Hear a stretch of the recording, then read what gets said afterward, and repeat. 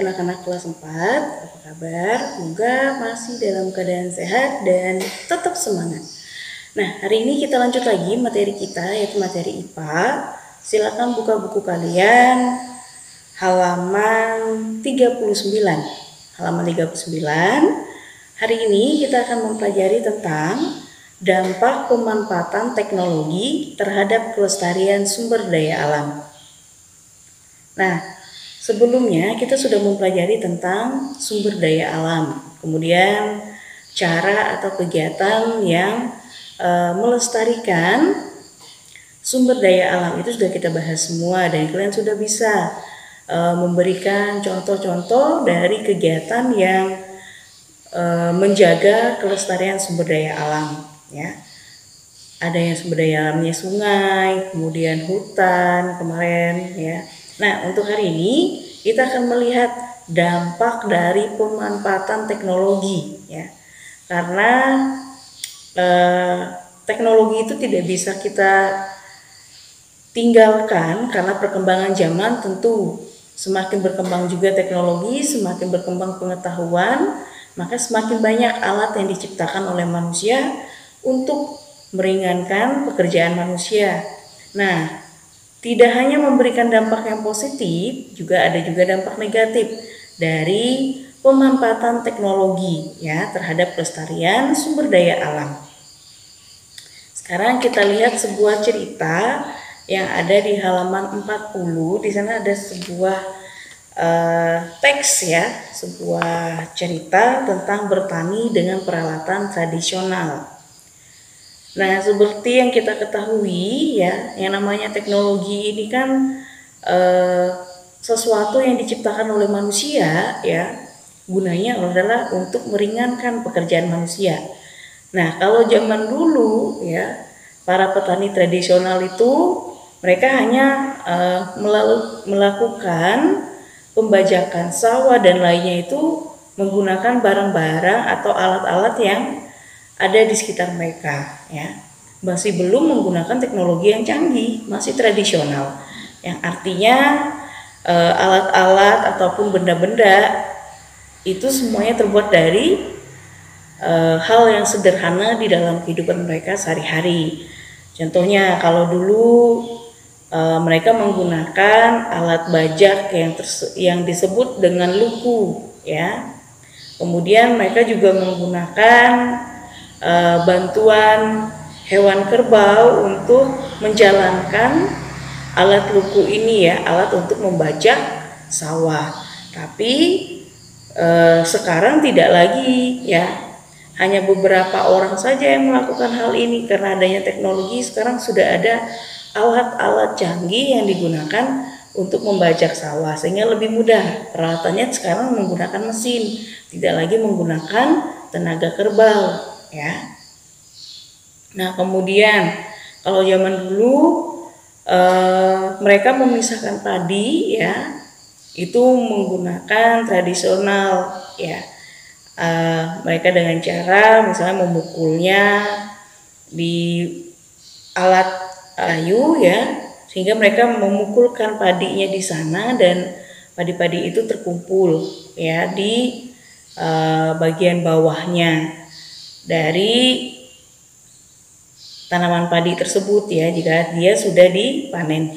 Nah, kalau sekarang tidak lagi, mereka tinggal ada alatnya dan tinggal memasukkan kumpulan padi tadi, ya, tanaman padi yang sudah dipanen tadi dikumpulkan di sana, maka alat itulah yang akan menyaring buah-buah padi, ya, dimana buah-buah itu pun bisa langsung dibersihkan hingga benar-benar akhirnya adalah yang diperoleh beras, ya. Jadi tidak ada lagi nih kulit ari yang menempel di bagian buah dari padi itu atau beras, ya. Nah, seperti yang ada di buku kamu, di sana dijelaskan juga, ya, jika padi sudah siap dipanen, mereka menggunakan ani-ani atau ketam untuk memotong tangkai bulir padi satu persatu, ya. Makanya semakin hari semakin berkembang, tapi memang dampak positifnya adalah pekerjaan lebih mudah, ya, Tapi tidak hanya dampak positif seperti Ibu sampaikan tadi, ada juga dampak negatifnya. Kalau dampak positif tadi, orang membajak sawah menggunakan tenaga kerbau, kemudian luku, itu tidak menghasilkan polusi udara. Nah, kalau dia menggunakan mesin ya, mesin yang untuk membajak sawah ini, maka akan menghasilkan yang namanya polusi udara. Nah, polusi udara inilah yang akan berdampak pada pencemaran udara.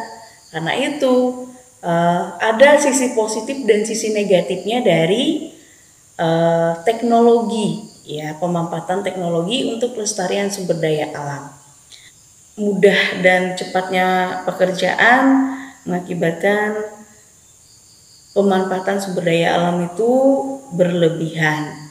Dan ada juga ya contoh lain, misalnya orang menggunakan pupuk kompos, ya, pupuk alami. Tapi sekarang karena adanya teknologi, muncullah penemuan-penemuan baru hingga ada yang namanya pupuk buatan, pupuk kimia. Memang adanya pupuk ini membantu untuk mengatasi hama-hama dan menjaga tumbuhan, tapi efeknya adalah kalau dia pupuk kompos tentu tidak akan mempengaruhi atau mencemari tanah.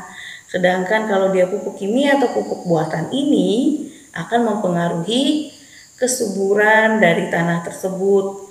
Bukannya tanah makin subur, nanti bakteri kemudian organisme di dalam tanah itu akhirnya mati, ya, mengakibatkan pencemaran pada tanah, tidak ada lagi yang menguraikannya, ya. Sedangkan kita juga perlu mengurai di bagian tanah. Nah, itulah beberapa makin berkembangnya teknologi, ya, maka akan berdampak juga pada sumber daya alam. Ada dampak positif dan juga ada dampak negatifnya, ya. Oke, itulah beberapa tentang dampak, ya, pemanfaatan teknologi terhadap kelestarian sumber daya alam. Masih banyak lagi teknologi-teknologi yang sering kita manfaatkan, ya. Dan seperti yang Ibu bilang tadi, ada dampak positif dan juga ada dampak negatifnya. Tapi kalau tidak ada perkembangan teknologi juga kita tidak bisa mengikuti zaman, ya. Karena adanya perkembangan zaman, maka teknologi pun akan semakin berkembang. Nah, Bu harap dari apa yang kita jelaskan tadi, kamu bisa menuliskan bagian-bagian terpenting untuk menjadi catatan kamu, ya, di buku catatan. Dan untuk latihan kamu di rumah, silakan kalian kerjakan soal halaman 44 nomor 2. Halaman 44 nomor 2. Dan satu soal tambahan dari Ibu, ya. Oke, silakan dituliskan. Berikan 2 contoh, ya, pemanfaatan teknologi, kemudian tuliskan dampak positif dan dampak negatif dari pemanfaatan teknologi tersebut. Oke, nah, kalian tuliskan di buku latihan kamu, ya. Oke, sampai di sini dulu materi kita hari ini. Ingat, tetap sehat, tetap semangat. Selalu menjalankan protokol kesehatan dengan cara selalu mencuci tangan, menggunakan masker, serta jauhi kerumunan orang banyak. Sampai di sini dan kita bertemu lagi di video pembelajaran selanjutnya. Sampai jumpa.